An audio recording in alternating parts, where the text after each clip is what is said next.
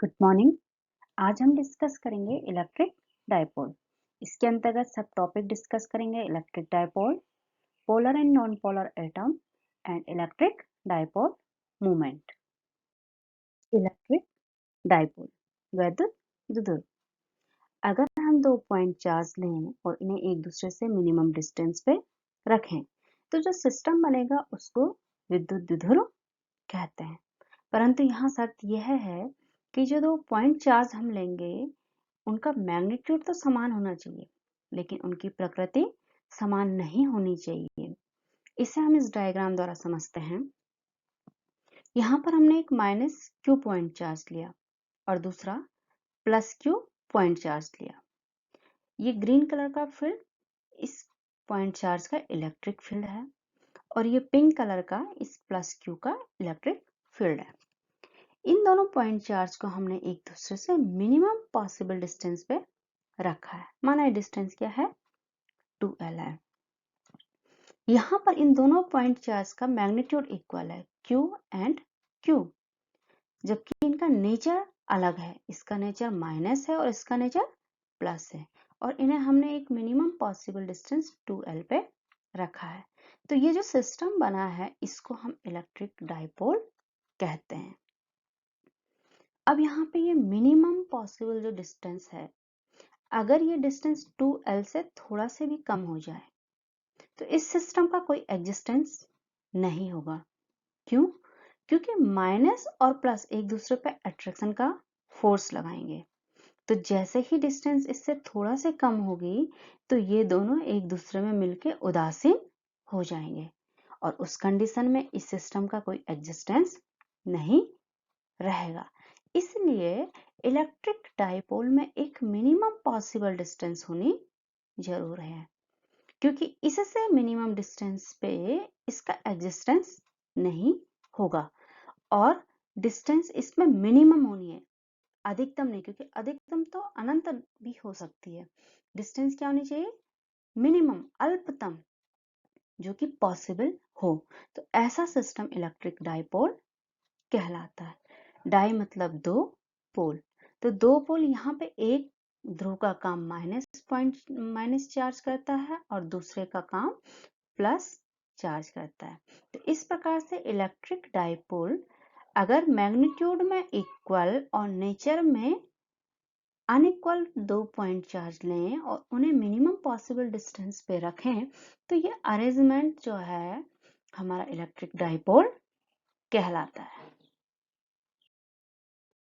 Electric dipole moment, वैद्युत द्विध्रुव आघूर्ण, इसे हम एक डायग्राम की हेल्प से समझते हैं।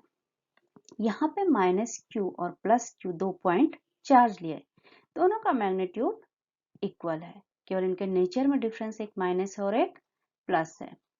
इन दोनों पॉइंट चार्ज को हमने एक मिनिमम पॉसिबल डिस्टेंस पे अरेंज किया।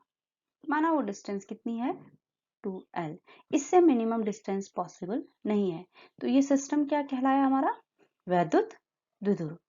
अब चूंकि इस वैद्युत द्विध्रुव के दो पोल हैं, माइनस और प्लस, दो ध्रुव हैं, तो दोनों अपने अपने ध्रुव के कारण, अपने अपने करैक्टर के कारण, ये प्लस है और ये माइनस है, इलेक्ट्रिक फोर्स जनरेट करेगा, जिसके कारण इसमें आघूर्ण उत्पन्न हो जाता है। अब चूंकि ये वैद्युत द्विध्रुव है, ये सिस्टम पूरा क्या है, वैद्युत द्विध्रुव, और इसमें आघूर्ण उत्पन्न हुआ तो इसलिए इसे वैद्युत द्विध्रुव आघूर्ण कहा, जिसे P से डिनोट करते हैं, और ये एक वेक्टर राशि होती है। इसकी जो डायरेक्शन है वो माइनस से हमेशा प्लस चार्ज की ओर होती है। तो जो वैद्युत द्विध्रुव आघूर्ण है, ये वैद्युत द्विध्रुव में किसी एक आवेश, कोई सा भी एक आवेश, क्योंकि दोनों आवेश जो इस द्विध्रुव में है उनका मैग्नीट्यूड इक्वल है, तो किसी भी एक आवेश और उनके बीच की दूरी के गुणनफल को कहते हैं। क्योंकि वेक्टर है तो इसकी डायरेक्शन जरूर होगी, और डायरेक्शन हमेशा नेगेटिव से पॉजिटिव चार्ज की ओर होती है।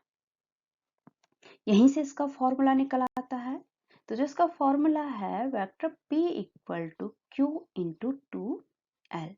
Q क्या है, एक आवेश, कोई भी एक आवेश का मैग्नीट्यूड, हम इसे भी ले सकते हैं और इसे भी ले सकते हैं, माइनस और प्लस में से कोई भी ले सकते हैं, क्योंकि वैद्युत द्विध्रुव की शर्त ही यह है कि इन दोनों पॉइंट चार्ज का मैग्नीट्यूड इक्वल होना चाहिए। तो हम कोई सा भी क्यू इसमें ले सकते हैं।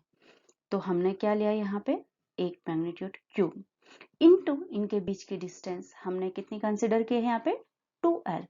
तो ये हमने इसका फॉर्मूला ले लिया P equal to Q into 2L। इसकी यूनिट आ जाएगी, Q का जो मात्रक होता है कूलाम और L का मात्रक मीटर, तो यूनिट क्या आ जाएगी कूलाम मीटर। अब यहाँ से इसकी डायमेंशन हम निकालेंगे, तो डायमेंशन आ जाएगी, चार्ज की डायमेंशन होती है ए टी और लेंथ की डायमेंशन होती है L। एक साथ लिखेंगे तो ये हो जाएगा m⁻0 LTA, यानी वैद्युत द्विध्रुव आघूर्ण की जो बीमा है वो m0 LTA हो जाएगी। यहाँ पे हमने m को भी डिनोट किया है, जबकि m की बीमा 0 है, यानी ये इस बीमा में है नहीं, फिर भी लिखा है। इसलिए लिखा है क्योंकि m फंडामेंटल यूनिट की डायमेंशन है, मास की, द्रव्यमान की क्या है, डायमेंशन है, तो इसे हमने इसमें लिखा है। इस प्रकार से वैद्युत द्विध्रुव आघूर्ण की बीमा हो जाएगी m⁻0 LTA। Next polar and non polar atom या ध्रुवीय और अध्रुवीय अणु।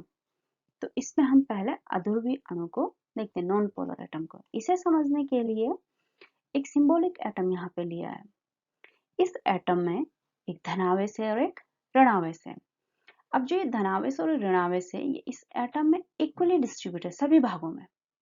ऐसा नहीं है कि इस हिस्से पे पॉजिटिव चार्ज हो और इस हिस्से पे नेगेटिव चार्ज हो। ये दोनों चार्ज इक्वली क्या है, इस एटम में डिस्ट्रीब्यूट हैं। दूसरा, इस एटम में जो पॉजिटिव चार्ज है और जो नेगेटिव चार्ज है, इनके जो इफेक्टिव केंद्र है, इफेक्टिव सेंटर है, वो संपाती है, यानी एक के ऊपर दूसरे का सेंटर है, इफेक्टिव सेंटर। धनावेश के ऊपर ऋणावेश का या ऋणावेश के ऊपर धनावेश का।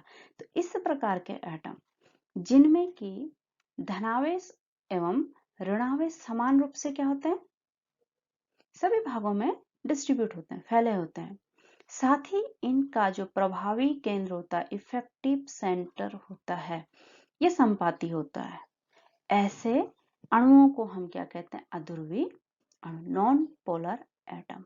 यानी इसमें चार्ज का पोलराइजेशन नहीं है, ध्रुवीकरण नहीं है, ये एक साथ है। इनके एग्जाम्पल हो गए जैसे कार्बन डाइऑक्साइड या मीथेन। नेक्स्ट है पोलर एटम या ध्रुवीय एटम। इसे इस डायग्राम के द्वारा समझते हैं। अब यहाँ पे ये एक एटम का डायग्राम है। इसमें क्या है कि जो पॉजिटिव चार्ज है उसकी डेंसिटी इस तरफ अधिक है और जो नेगेटिव है उसकी डेंसिटी क्या है, इस तरफ अधिकतम है। यानी नेगेटिव चार्ज इस सिरे में है और पॉजिटिव चार्ज इस सिरे में है। तो इसमें पॉजिटिव और नेगेटिव चार्ज अलग अलग होने से इन्होंने दो ध्रुव बना दिए, दो पोल बना लिया, यानी पोल की तरह बिहेव कर रहे हैं सेपरेटली। तो ऐसे एटम को हम क्या कहते हैं, हम ऐसे एटम को कहते हैं पोलर एटम या ध्रुवीय एटम, जिसमें पॉजिटिव और नेगेटिव चार्ज एक साथ ना होके अलग अलग डिस्ट्रीब्यूट होते हैं, मतलब एटम के अलग अलग हिस्सों में इनकी डेंसिटी अलग अलग होती है। तो ऐसे एटम को हम कहते हैं पोलर एटम। इसके एग्जाम्पल हो गए HCl हो गया, हाइड्रोक्लोरिक एसिड, वाटर हो गया NaCl हो गया, AgNO3 आदि हो गए। तो इस प्रकार से पोलर और नॉन पोलर दो प्रकार के एटम होते हैं। पोलर ऐसे एटम होते हैं जिसमें पॉजिटिव और नेगेटिव चार्ज का जो डिस्ट्रीब्यूशन है वो इक्वल नहीं होता है एटम के बीच में, जबकि नॉन पोलर में इनका डिस्ट्रीब्यूशन इक्वली होता है। साथ ही इनका इफेक्टिव जो सेंटर होता है वो भी क्या होता है, एक ही होता है, संपाती होता है। Thank you.